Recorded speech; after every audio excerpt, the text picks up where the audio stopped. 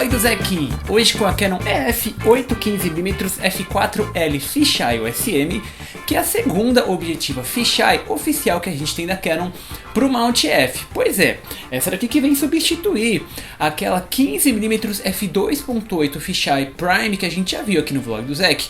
Aquela que era uma objetiva lá de 1987, essa daqui é uma atualização aí em 2012 que trouxe todo o fisheye da Canon aí para a modernidade. Essa que é uma zoom que vai dos 8 ao 15mm, na verdade aí atendendo todos os formatos que a Canon já ofereceu no digital, desde o APS-C até o APS-H e também o full frame. Essa aqui que é a grande flexibilidade da 815mm 15, que também recebeu aí roupagem L, aí ela é uma série L aí do topo da gama, e hoje a gente vai ver como que ela funciona, como que ela se compara a f2.8 prime que a gente já viu por aqui, hoje no Vlog do Zek da 815 f4L. Então hoje eu vou pegar essa aqui na mão, essa aqui que eu não estou com a caixa, porque eu nem comprei, né? Eu fiz uma troca dela com um de vocês na internet. Eu troquei pela 70-200 f4LS que a gente viu no começo do ano. O menino tinha 815, era muito mais interessante para ele a 70-200, ele que faz a fotografia de pessoas com retratos. Então a gente trocou pau a pau. Eu sempre estou conhecendo vocês aí, assim que a gente mantém o canal do Zek funcionando. Essa daqui que eu peguei dele praticamente nova, tá? Ele não tinha caixa. É uma série ali que vem com as tampas, vem com o parasol aqui que eu vou mostrar para vocês, e vem também com o pouch bem grandão aqui para carregar. Essa daqui é a 815. E a primeira coisa que a gente nota é que essa daqui é uma das menores, aliás eu acho que ela é a menor zoom que a gente tem L da Canon, tá? Aqui em 11.2 por 9.3 com essas tampas daqui, tá? E em até 8.9 por 7.7 sozinho. Eu vou tirar aqui as tampas para vocês verem. Essa daqui é a menor série L que a gente tem na linha da Canon hoje, tá? E em 550 gramas aqui, essa daqui que ela é um bump aí, ela é até menor do que a 2470 f4 que a gente já tinha visto. Eu vou mostrar as duas aqui para vocês. A 2470 que vocês conseguem ver que tem também aqui a mesma carinha, né? A mesma tipografia que eles usam aqui nas letras, a janelinha de distância. E isso que é o interessante aqui da 815. Apesar dela ser pequenininha, ela tem praticamente a mesma operação que a gente tem em toda a série L, que eu vou mostrar pra vocês. Um detalhe é que essa daqui ela cresceu, tá, em relação a 15mm f2.8 fisheye que a gente tinha. Aquela lá que era uma objetiva bem menorzinha aqui, em 6.1 por 7.3 de 330 gramas, vocês conseguem ver aqui que a Prime ela é muito menorzinha, apesar dela ter um stop de vantagem. Essa aqui é a questão aí que vocês têm que responder. O pessoal que tem a Vintage, tá? O pessoal que tem a Vintage trabalhando no full frame, ela tem aqui um stop a mais de vantagem, tá? Ela é pequenininha aqui, ela não tem a mesma construção, evidentemente, ela não tem o mesmo motor de foco automático também. O meu motor aqui, que inclusive está quebrado, é um motor que fazia barulhinho. Enquanto a 815 que tá aqui na minha outra mão, ó, vocês conseguem ver a 15mm, como ela era pequenininha, e a 815 aqui, que ela deu uma crescidinha, mas continua pequena. De operação, vamos ver aqui, que a 815, ela não deixa de ser uma série L, e a Canon cobrando aí $1.250 também não deixou nada de fora. A gente começa aqui perto do corpo com um anel de zoom, tá? Que ele vai aqui do 815. Esse daqui que é um anel que vocês conseguem ver que ele é emborrachado, tá? Ele é um anel bem geladinho aqui, então você percebe que ele é de metal, de operação extremamente suave, apesar da gente estar mostrando aqui uma objetiva pequenininha. Vocês conseguem ver aqui na frente que esse elemento convexo ele mexe, tá? Então é um mecanismo de zoom interno, apesar dele mexer aí um pouquinho. Cara, é a série L, é super suave, não faz nenhum barulho, e mesmo aqui na pequenininha eles conseguiram colocar isso. E lá na frente a gente tem um anel de zoom, aliás um anel de foco manual, tá? O foco aqui que ele é um pouquinho redundante, porque essa daqui é uma objetiva que tem o Ring Type USM, tá? Então ele, além de ele ser silencioso, ele é extremamente preciso e rápido. Essa daqui que ele vai, né, no foco mínimo de até 15 centímetros, é interessante se você quiser tentar desfocar o fundo, que não é aqui a prioridade dessa objetiva, vai pra tá praticamente tudo em foco, porque a profundidade campo é longa, mas de novo é um anel de foco manual completamente perfeito, também é um anel de metal, tá? E você tem uma borracha bem alta aqui, é o prazer de usar da série L, que a gente viu, né? Essa daqui é uma objetiva lá de 2012, que foi aí eu acho que 2 anos depois da 70-200, a Canon apresentando toda essa nova cara que a gente já viu aqui no Vlog Zek. Deixa eu montá-la aqui na nossa EOS 6D para vocês terem noção do tamanho. Tenho que tomar cuidado, né? Essa daqui não é uma que eu possa apoiar, porque esse elemento convexo ele é bem delicado, tá aí bem frágil. Vou montar aqui. É só a gente colocar aqui o vermelhinho com o vermelhinho e montou. Bom, vamos falar de fato sobre esse zoom. O que acontece é o seguinte, essa daqui é uma objetiva fisheye, tá? Que ela não tem correção da distorção retilínea das imagens, tá? Então as linhas que vão continuar ao redor do 4, elas vão continuar curvas, tá? Vai parecer uma reprodução aí estereográfica da sua imagem, e esse aqui é o grande destaque dessa objetiva. Só que ela é uma zoom dos 8 ao 15mm. Infelizmente está mais caracterizado como o uso dela. Os 8mm aqui no full frame vão gerar uma imagem circular no seu quarto em 180 graus. E cara, eu acho que esse aqui na verdade é o pior uso dessa objetiva, tá? O grande destaque aqui é que ela vai até os 15mm para cobrir o full frame inteiro. Ela tem aqui em 13mm, vocês conseguem ver que ela tem uma marquinha gráfica aqui, um H, é onde ela consegue aí cobrir todo o APS-H, né, que a gente tinha o formato antigo da Zoom D, né, até a Mark IV a gente tinha o APS-H, e ela desce até os 10mm aqui no C, inclusive com um limitador. Vocês conseguem ver que tem um limite aqui do outro lado.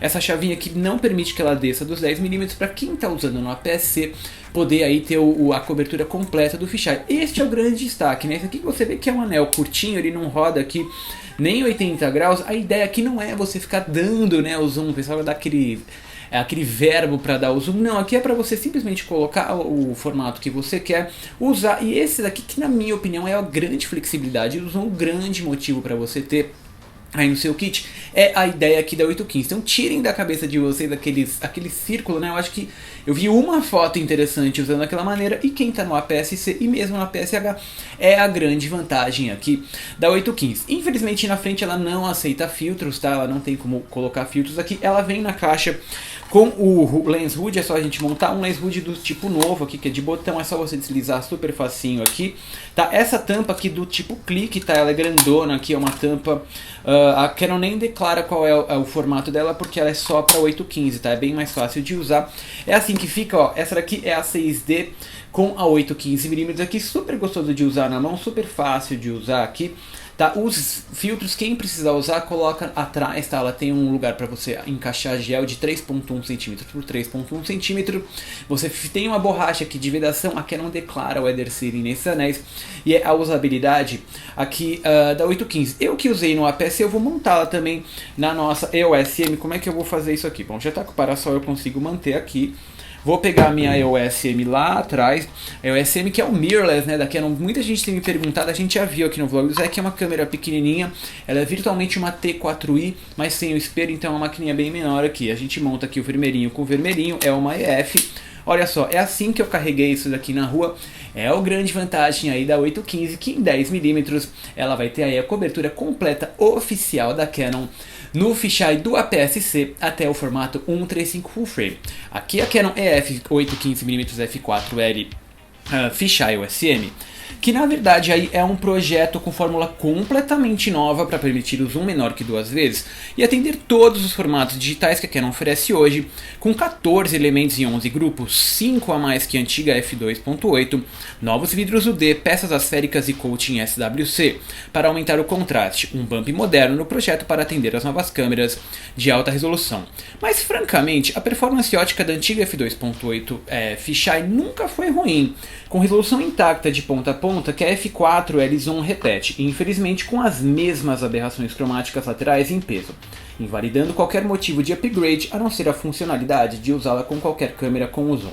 Mas de qualquer maneira, a performance é justa, perfeição nos detalhes, contraste afiado, cores Canon e aberrações cromáticas fáceis de corrigir, seja em câmeras com DIC 5 para cima ou no pós-processamento via software. O principal destaque é de fato aí a resolução altíssima de ponta a ponta do quadro, que só vemos nas fisheyes dedicadas e não nas low cost. Embora o projeto não corrija a distorção circular da imagem e pareça fácil de fabricar, ele não é, com considerações sobre a aparência da distorção, para que não fique muito espremida nas bordas e que exige precisão para um look bonito, que outras fisheyes não entregam. Então mesmo nos 10mm do APS-C até os 15 do full frame, a resolução é perfeita para impressões gigantes que a maioria das GoPro não aguenta muito bem. De ruim e óbvio estão as aberrações cromáticas laterais fortíssimas em todas as linhas de contraste, das mais claras como árvores contra o céu até as mais discretas como pilares ou tijolos em ambientes urbanos. Conhecendo um pouquinho de física ótica, eu mesmo questiono se é possível criar uma fisheye sem ser a lateral, e todas as peças que não mostram isso estão sendo corrigidas com alguma forma de software. Então na prática não é algo a se preocupar, ok?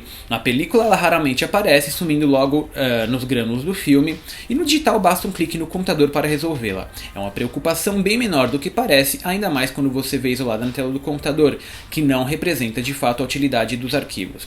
Outras características a serem consideradas são o site, tal como a flare e astigmatismo muito bem controlados apesar do zoom, importante para quem faz astrofotografia, a aparência do flaring com círculos discretos em pontos de luz intenso, como o sol ou spots em shows, graças ao coating SWC, e as estrelas nesses mesmos pontos, que não é das mais agradáveis com abertura circular.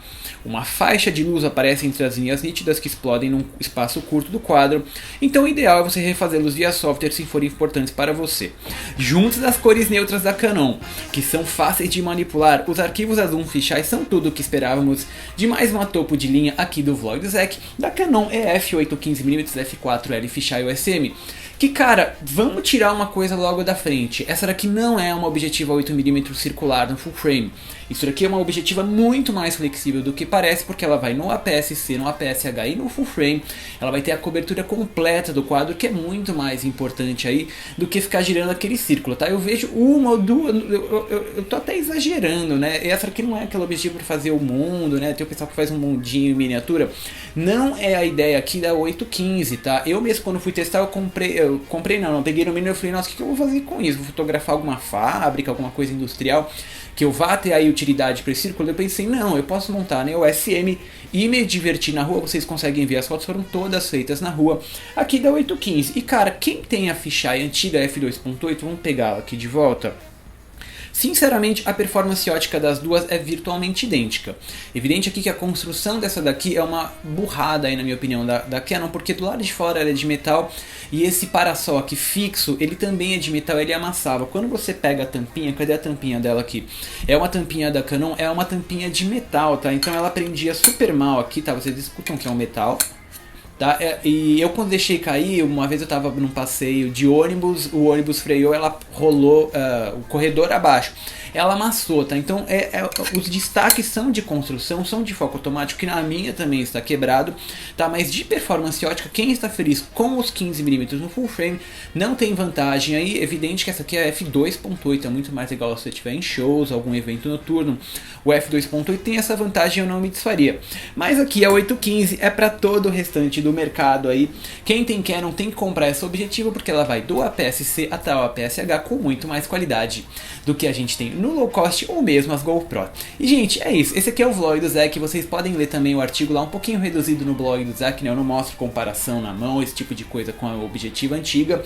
No blog do Zac a gente também já viu a 8mm da Samyang, a T3.8, tá?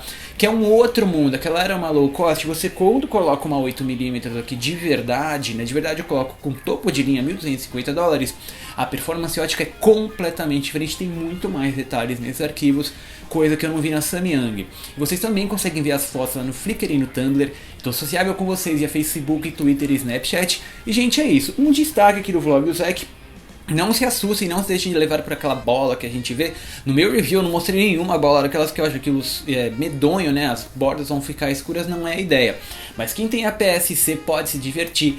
Até o pessoal do full frame, quem fizer um futuro upgrade, também essa daqui é a objetiva para vocês. O beijo, o abraço, o humor de sempre.